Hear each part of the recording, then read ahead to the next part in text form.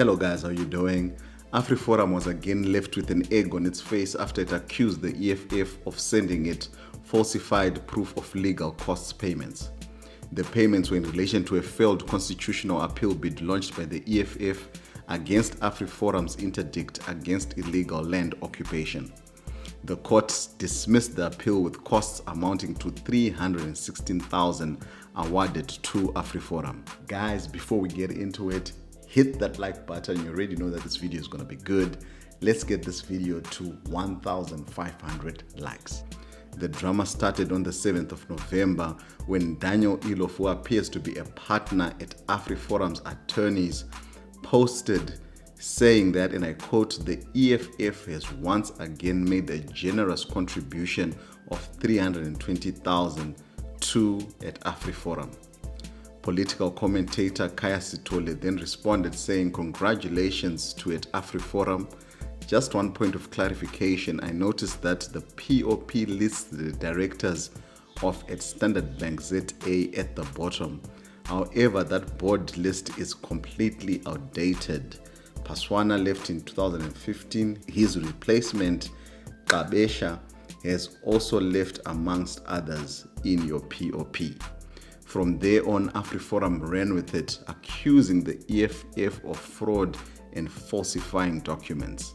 Putting out a media statement on its website, which was titled "Falsified Documents, AfriForum Exposes Dodgy EFF Payments." That article read, "Private Prosecution Unit Launches Investigation." Earlier this week, AfriForum received an electronic proof of payment to the value of $316,000 from the Economic Freedom Fighters EFF, which they had to cough up for legal costs owed to AfriForum. This payment stems from the cost order imposed on the EFF in September this year after a protracted land invasion case in which AfriForum was victorious. In the meantime, it has come to light that the proof of payment document, which the EFF lawyers Ian Levitt attorneys sent to AfriForum on 6 November 2023, contains many dubious details and therefore appears to be a falsified document. The funds mentioned above do reflect in AfriForum's bank account, although Standard Bank has confirmed that the proof of payment concerned has indeed been doctored. The proof of payment, now confirmed as falsified, indicates tampering in a dishonest manner to falsely create the impression that the payment was made from an EFF account when in fact it was made by an unknown financier. Upon further investigation, AfriForum's legal team also discovered that EFF has also sent falsified proof of payments to other organizations. This revelation has been confirmed to AfriForum by Standard Bank today. It is common knowledge that Julius Malema, the EFF leader, has relations with questionable characters, which raises the question whether these funds originate from criminal activities. So there you have it, AfriForum. The statement continues. You can read it for yourself, but going all out there. So from the start, EFF, through its attorneys, Ian Levitt attorneys who sent the documents, responded in a letter which in part read, "We restate that your defamatory statements are vexatious, misplaced, spurious, and untrue."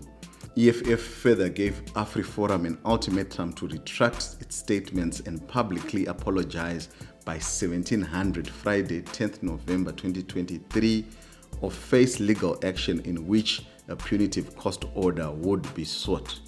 The stakes were also raised on Friday, the 10th of November, when Standard Bank issued an apology to EFF, distancing itself from AfriForum's claims.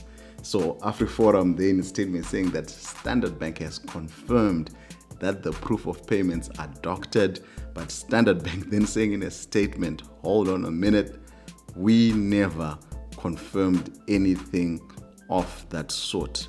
So the statement from Standard Bank reading, "Standard Bank is aware of media reports referencing various disputed proofs of payment relating to the EFF.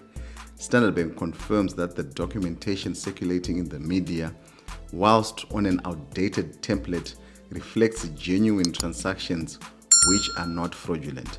Standard Bank denies having confirmed that any proofs of payment in relation to the transactions were doctored. So Standard Bank denying AfriForum's statement that it confirmed that the proof of payments were doctored. The matter relates to an erroneous response by Standard Bank to a query from AfriForum. We're investigating the inaccurate communication and will be engaging AfriForum to gain clarity on the circumstances that led to the error. We take this matter very seriously and apologize to the EFF. Save for confirming that all transactions queried by AfriForum with Standard Bank are genuine, Standard Bank is not in a position to comment any further due to client confidentiality. For more information, contact Ross Lindstrom, Standard Bank Media Relations. So man, this is quite an interesting case here. So Standard Bank saying that the issue is that the templates are the ones which seem to be outdated. Why would the templates be outdated? Standard Bank confirms that the documentation circulating in the media, whilst on an outdated template, reflects genuine transactions which are not fraudulent. So here they're saying it's the transactions, they are genuine, they did happen, which is what AfriForum is saying, and they're not fraudulent.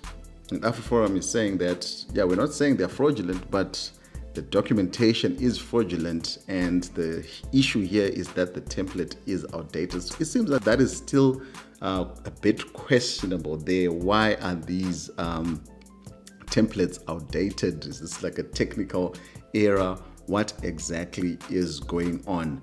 So guys, man, if you're getting any value from this video right now, please hit that like button right now. Let's get this video to 1,500 likes. So according to reports, AfriForum has since refused to comment on the apology that it's supposed to give as demanded by the EFF. Their representative Ernest Van Zyl saying that the organization never claimed that it did not receive payments from the EFF. He doubled down saying that Standard Bank confirmed that there were issues with the documents, saying that the bank in its own statement confirms that there was an erroneous response to AfriForum's queries. So someone at the bank might have messed up by giving AfriForum erroneous information that it itself, it ran with. It was eager to use this information to the detriment of the EFF. So another embarrassment, for AfriForum, after the charges of that it had leveled against the EFF Student Command in the University of Pretoria for inciting violence during the SRC elections, were since dropped, making way for the winners of that election to proceed with the work that they're supposed to do. Today, AfriForum Youth celebrates a huge victory in the interest of all students at the University of Pretoria to ensure that there will be no place for radical, racist organizations in leadership structures at this university. It was announced that all 8 elected student council candidates from the EFF Student Command were disqualified due to their violation of student council election rules. Last week, we at AfriForum Youth demanded that the EFF SCUP's SRC candidates be suspended and filed a complaint against the provisional SRC election results, along with a petition signed by more than 2,000 people. This opposition stems from EFF SCUP, who took part in acts of intimidation, inciting violence, disruption and fueling racial tension. An SRC who sings songs about murder can never be recognized as leaders. We urge the university management to stick to this decision and not give in to intimidation and threats of violence by the EFF. The EFF-SC issued a statement reading, "Victory for democracy. The frivolous charges against all EFF Student Command candidates who won the SRC elections at the University of Pretoria have been withdrawn. The sanction imposed by the IMB against the EFF-SC candidates will not be implemented." So guys, let me know what you think about this. If you enjoy this type of content, subscribe and binge watch all our other videos, starting with the one appearing on your screen right now.